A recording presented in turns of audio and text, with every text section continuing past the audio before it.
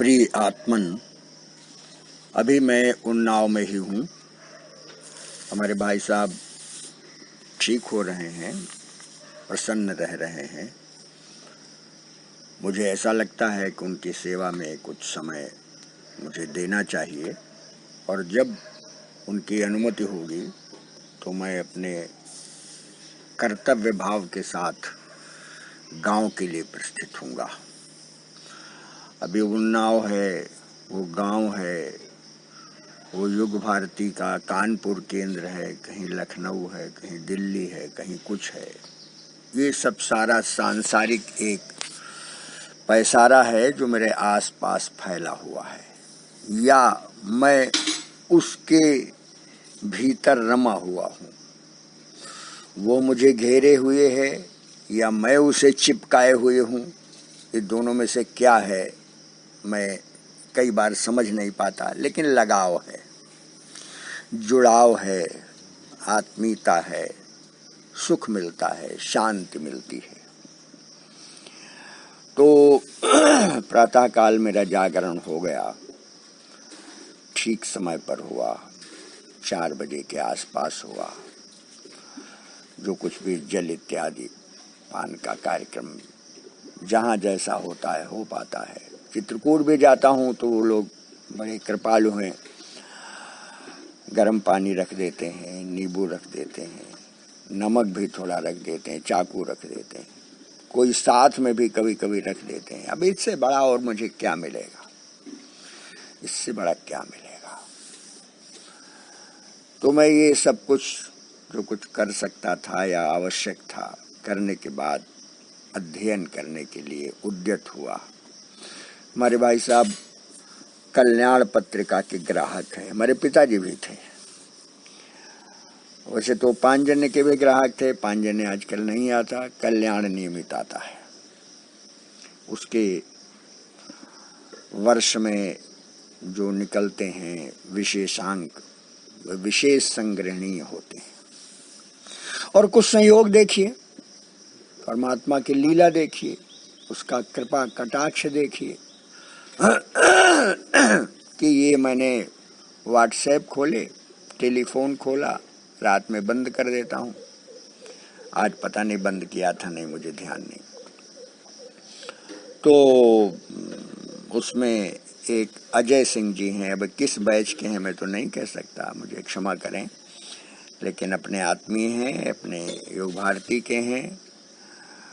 जैसा मैं समझता हूँ उन्होंने एक गीता प्रेस का एक छोटा सा आलेख प्रस्तुत किया। मुझे याद आ गया, मैं कई बार गीता प्रेस गया हूँ, बहुत पहले गया हूँ।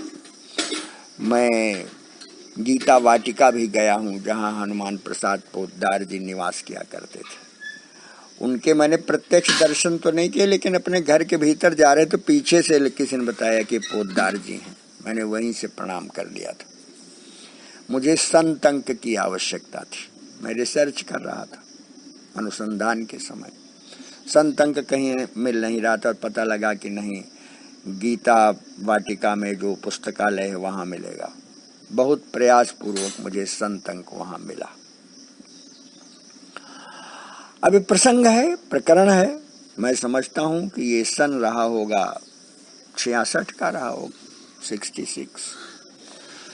और फिर उसके बाद मैं गीता प्रेस एक बार गया तो छापाई हो रही थी। आज के आधुनिक यंत्र अब उसमें लग गए होंगे, मैं बहुत दिन से नहीं गया। मैं समझता हूँ कि 90 के दशक के प्रारंभ में गया हूँगा। 80 के बाद मैं शायद वो अपने गीता प्रेस गोरखपुर के गीता प्रेस के कोई सदस्य थे, उनके पिताजी वो पढ़ते थे अपने यहाँ, उनका नाम नहीं याद आ रहा। मैं उनके घर भी गया हूँ, भोजन किया है, देव दर्शन में बच्चों के साथ गया हूँ। तो मैंने एक प्रश्न किया था उनके पिताजी से, अब मुझे ध्यान नहीं आ रहा हो, माफ करें, आप लोग ध्यान देते होंगे। राजकुमार शायद बथवाल, हाँ मुझे ध्यान आ गया, शायद राजकुमार बथवाल उनका नाम। तो उनके पिताजी वहाँ कुछ सदस्य थे, तो मैंने उनसे निवेदन किया कि मुझे ये बताइए कि ये गीता प्रेस में इतना सस्ता साहित्य छप कैसे जाता है। उन्होंने कहा मैं आपको गीता प्रेस में मिलाने चलूँगा, बताऊँगा। तो दो महानुभाव अलग अलग थे, धोती पहने थे, बंडी पहने थे, जैसे मैं बनियान पहनता हूँ उससे तो थोड़ा सा सुधरी हुई थी उनकी, और वो बैठे थे। तो एक सज्जन को एक कोई सेवक बालक दवाई लाया, एक काढ़ा जैसा हरा रंग का, तो उन्होंने पी लिया। तो हमारे राजकुमार बथवाल के पिताजी ने उनसे पूछा, अरे भाई आप नियमित दवा नहीं पीते हैं और इसीलिए आपका स्वास्थ्य खराब रहता है। उन्होंने मुस्कुराकर कहा, अरे भाई मेरे, ये आज कानपुर से आए, मेरी तरफ संकेत करके कहा, ये आज कानपुर से आए हैं, तो मैं सब काम छोड़कर इनसे मिलने बैठ गया, और ये रोज आते रहें तो मैं काम छोड़कर उनसे मिलूंगा। आशय क्या हुआ कि बुखार कभी आए तो मैं उसकी चिंता करूं, जब रोज ही आता है तो मैं क्या चिंता करूं। आप देखिए। और दूसरे सज्जन से मिलाया, उनसे कोई बात नहीं हुई, नमस्कार हुआ। तो हमारे बथवाल जी के पिताजी ने कहा, यानी बथवाल जी, मैं उनको भी संबोधित कर रहा हूं, कि इन लोगों के कारण से ये गीता प्रेस का साहित्य सस्ता छपता है। उन्होंने उस समय, आज क्या मैं नहीं जानता, उन्होंने कहा ये जो आप देख रहे हैं ये हैंडलूम का काम इतना बड़ा है, वस्त्र व्यवसाय, ये इनका व्यक्तिगत है, लेकिन उसका जितना लाभ है, यानी घर चलाने वाला छोड़कर शेष सारा ये दान करते हैं गीता प्रेस को। अब आप लोग ये कहानी पता नहीं कितना जानते हैं, कितना नहीं जानते हैं। मेरे आत्मीय जन, हमारे यहाँ कहा गया है, सेवा धर्मो परम गहना योगिनाम अप्यगम्यः। सेवा धर्म, ये सेवा धर्म है। सेवा में त्याग होता है, सेवा में तप होता है, सेवा में मुश्किलें आती हैं, लेकिन सेवा जब अच्छी लगती है तब वो सेवा सेवा है, नहीं तो बेकार है। हम लोगों का सिद्धांत सूत्र सिद्धांत है, सर्वे भवन्तु सुखिनः सर्वे सन्तु निरामयाः सर्वे भद्राणि पश्यन्तु मा कश्चित् दुःख भाग् भवेत्। सर्वे भवन्तु सुखिनः। अपने ऋषि महर्षि संत शास्त्रों ने एक महान उद्देश्य प्रस्तुत किया है, सर्वे भवन्तु सुखिनः। सर्वे माने सब, सब सब चराचर जगत सब। श्रीमद् भगवद गीता में आप पढ़ते हैं, सर्वभूत हिते रताः। और कैसे कि सन्नियमेन्द्रिय ग्रामम सर्वत्र संबुद्धयः ते प्राप्नुवन्ति मामेव, ते प्राप्नुवन्ति मामेव सर्वभूत हिते रताः। इंद्रियों को संयमित करके लालची लोभी सेवा नहीं कर सकते, दिखावा कर सकते हैं, दान का ढोंग कर सकते हैं, अखबार में नाम छपा सकते हैं। सेवा भाव तो बड़ा गहन धर्म है। और अपने यहाँ ये भी सिद्धांत है, आत्मनः प्रतिकूलानि परेषां न समाचरेत्, श्रूयतां धर्म सर्वस्वं श्रुत्वा चैतत् प्रधार्यतात्। श्रूयतां धर्म सर्वस्वं श्रुत्वा च एतत् प्रधार्यताम् आत्मनः प्रतिकूलानि परेषां न समाचरेत्। ये पद्म पुराण का। अब ये जो हमारे साहित्य में है, हमारे ग्रंथों में है, इसी को प्रकाशित करने का सत्संकल्प लिया उन मनीषियों ने, जयदयाल जी गोयंद का कलकत्ता से, और हमारे जो आदि संपादक भाई जी कहे जाते थे हनुमान प्रसाद पोद्दार। हनुमान प्रसाद पोद्दार क्रांतिकारी थे, उसमें लिखा है इसने, अजय सिंह ने। तो थोड़ी सी उसकी टाइपिंग की त्रुटियां जरूर हो गई हैं, लेकिन बहुत अच्छा लिखा, बहुत अच्छा लिखा, सुख मिला। आप यूं भी देखिए, एक दर्शन धर्म के हिसाब से एक दृष्टांत बिंब और प्रतिबिंब का है। मनुष्य परमात्मा का बिंब है, मनुष्य परमात्मा का बिंब है और दर्पण में उसका प्रतिबिंब दिखाई देता है। ये दर्पण क्या है? ये संसार है। यहां जब बिंब की सेवा होती है तो प्रतिबिंब का अपने आप श्रृंगार हो जाता है। बिंब यानी मनुष्य, यानी हम मनुष्य हैं। जब उसकी सेवा करते हैं तो ऐसा लगता है कि हम स्वयं श्रृंगारित हो जाते हैं। और आप देखिए, अगर गहराई में चले जाएं तो यह सृष्टि सेवा से ही चलती है। माँ के गर्भ में कितनी सेवा करती है माँ। अगर वो समझदार माँ है तो सत साहित्य पढ़ेगी, सत्संगति करेगी, भजन कीर्तन सुनेगी। अब कम परिश्रम इसलिए करेगी कि उसका बेटा स्वस्थ रहे, प्रसन्न रहे। फिर वो आता है संसार में तो उसकी कितनी सेवा करती, लगातार अथक सेवा करती रहती है। अथक सेवा तो अश्रुपात होने लगता है जब माँ की सेवा का ध्यान आता है।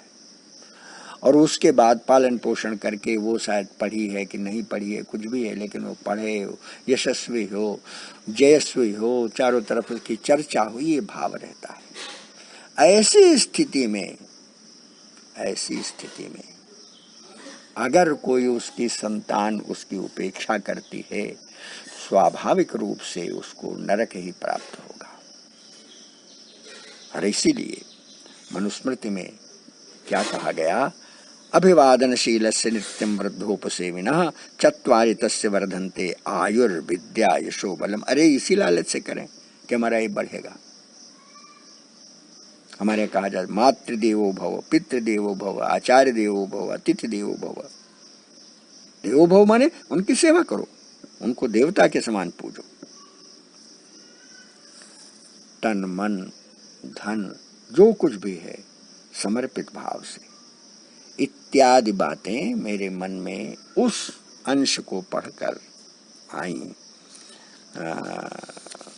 जो गीता प्रेस के बारे में लिख दिया गया। अब आप देखिए, एक तरफ गीता प्रेस है और एक तरफ ये आधुनिक प्रेस से छपी हुई किताबें हैं। जरा आज भी उनके मूल्य की तुलना करिए। और दुर्भाग्य ये है कि हम अंग्रेजी की किताब लेकर जब पढ़ते हैं रेलगाड़ी में, चाहे अंग्रेजी आती हो या कम आती हो या नहीं आती हो, तो जब हमारी नजर पड़ती है अंग्रेजी की किताब पढ़ रहा, उसकी जिल्द देखते तो ये तो विद्वान होगा, हमसे तो बड़ा होएगा ही। यह जो आत्महीनता का भाव है मेरे आत्मीय जन, इसको निकालना पड़ेगा, आपको निकालना पड़ेगा। मुझे इसे चिढ़ लगती है। और जब आप कहीं मान लिया वो कोई गीता प्रेस की किताब पढ़ रहे हैं, ठीक है कोई भगत होंगे। भक्ति कोई सामान्य बात नहीं है। देशभक्ति उसी से उत्पन्न होती है। ये नकली देशभक्तों से देश सेवा नहीं होती कि नहीं वहां सब साहब ये घटना हो गई तो वो कलकत्ता से वहां हाथरस पहुंच गए, या वो गिरे पड़ रहे हैं उनकी फोटो आ रही है। ये सेवा नहीं है, ये दिखावा है, ये ढोंग है। ये एक प्रकार से देश को जर्जर करने की साजिशें हैं। इसलिए मेरे आत्मीय जन, आप लोगों को बहुत गंभीर होना पड़ेगा। आप लोगों को चिंतन करना पड़ेगा, आप लोगों का अध्ययन करना पड़ेगा, आपको स्वाध्यायरत होना पड़ेगा, आपको संगठित होना पड़ेगा, आपको विचारशील होना पड़ेगा। हल्की बात नहीं करनी होगी। और इसीलिए कल शायद बैठक है आपकी। आप लोग जानते हैं कि मैं थोड़ा सा अनुशासन प्रिय भी हूँ, वैसा भी हूँ। आपने वो एजेंडा निकाला तो आप हमको जब तक बताएंगे नहीं कि नहीं साहब आपको इसमें शामिल होना है, तो फिर मैं सुविधा होने के बाद भी उसको थोड़ा सा दुर्लक्ष्य करता हूँ। पता नहीं आप चाहते हैं कि नहीं चाहते हैं कि हम इसमें शामिल हों। इसलिए आप हमेशा इस बात का ध्यान रखा करिए कि मैं आपकी युग भारती के लिए अगर उपयोगी हूँ तो आपको इस उपयोगिता को प्राप्त करने के लिए हमसे संपर्क स्थापित रखना पड़ेगा। और ये इसके कोई अपने दम के लिए मैं नहीं कर रहा हूँ, ये मैं आपको अभ्यास करा रहा हूँ कि अगर किसी को बड़प्पन देते हैं तो उसको बड़प्पन का ख्याल भी रखिए, और छोटा है तो उसका भी ख्याल रखिए, समान है तो उसका भी ख्याल रखिए। अगर आप ये नहीं करेंगे तो संगठन आपका बिखर जाएगा। केवल यह औपचारिक रूप से आपने एक सूचना निकाल दी और फिर सोचते हैं कि इनका भी तो काम है। अरे काम तो सबका है। हम लोगों ने संगठन जब शुरू में किया है, दरवाजे दरवाजे जाते थे, भूखे प्यासे जाते थे, वो कोई सम्मान नहीं करते थे, क्योंकि इस संगठन को कोई जानता नहीं था। आज तो सम्मान मिलता है, लेकिन उस समय भी नहीं, ये हमारे देश के हैं, हमारे बांधव हैं, हाँ ये भ्रमित हैं, इसलिए इनको हम सेवा भाव से अपने साथ जोड़ेंगे। ऐसा बहुत बार हुआ है।